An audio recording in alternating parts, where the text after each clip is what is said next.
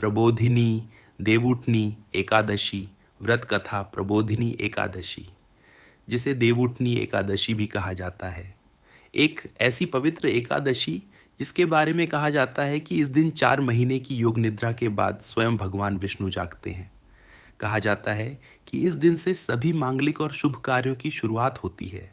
लेकिन क्या केवल एक एकादशी मनुष्य के जीवन का भाग्य बदल सकती है? क्या भगवान सच में अपने भक्तों की पुकार सुनते हैं?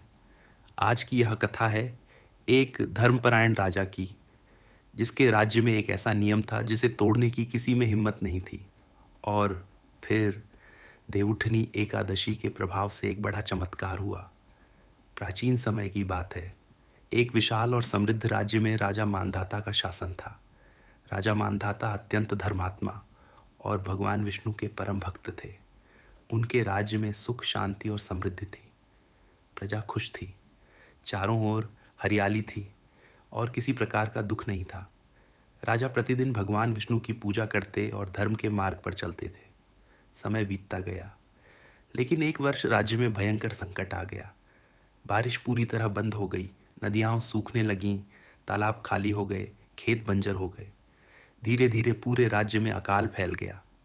लोग भूख और प्यास से तड़पने लगे, पशु मरने लगे, पेड़ सूखने लगे और चारों ओर निराशा फैल गई। राजा मांधाता यह सब देखकर अत्यंत दुखी हुए। उन्होंने सोचा, मैं धर्म का पालन करता हूँ, फिर मेरे राज्य पर इतना बड़ा संकट क्यों आया? राजा ने अपने मंत्रियों और अंशियों को बुलाया, लेकिन किसी के पास इस संकट का समाधान नहीं था। तब एक दिन राजा स्वयं जंगल की ओर निकल पड़े। वे कई आश्रमों में गए और अंत में एक महान तपस्वी ऋषि के आश्रम पहुंचे। उन ऋषि का नाम था अंगिरा ऋषि। राजा ने उनके चरणों में प्रणाम किया और बोले, हे गुरुदेव, मेरा राज्य भयंकर अकाल से गुजर रहा है। प्रजा दुखी है, कृपया इस संकट का उपाय बताइए। अंगिरा ऋषि कुछ क्षण ध्यान में बैठे रहे। फिर उन्होंने कहा, राजन, कार्तिक मास के शुक्ल पक्ष की प्रबोधिनी एकादशी आने वाली है।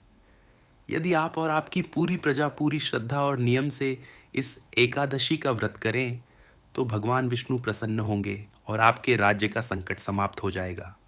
राजा मानधाता तुरंत अपने राज्य लौट आए। उन्होंने पूरे राज्य में घोषणा करवा दी, देवउठनी एकादशी के दिन पूरा राज्य भगवान विष्णु का व्रत और पूजा करेगा। धीरे धीरे प्रबोधिनी एकादशी का पावन दिन आ गया। सुबह से ही पूरा राज्य भक्ति में डूब गया। हर घर में दीप जलाए गए, भगवान विष्णु की पूजा होने लगी, भजन और कीर्तन गूंजने लगे। राजा मानधाता ने भी पूरे विधि विधान से व्रत किया। उन्होंने भगवान विष्णु से प्रार्थना की, हे प्रभु, यदि हमारी भक्ति सच्ची है तो हमारे राज्य को इस संकट से बचा लीजिए। पूरे दिन और पूरी रात भजन, पूजा और नाम स्मरण चलता रहा। और फिर अगली सुबह एक अद्भुत चमत्कार हुआ।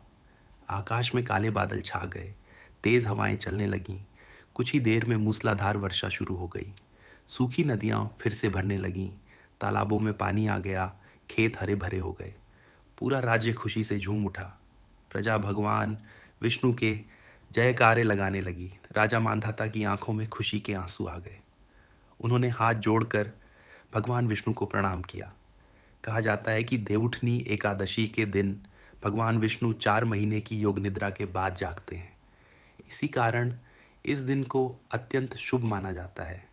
इस एकादशी के बाद विवाह, गृह प्रवेश और अन्य मांगलिक कार्यों की शुरुआत होती है। जो व्यक्ति श्रद्धा और भक्ति से प्रबोधिनी एकादशी का व्रत करता है, उसके जीवन के दुख, पाप और बाधाएं दूर होने लगती हैं और भगवान विष्णु की कृपा प्राप्त होती है। जय श्री हरि।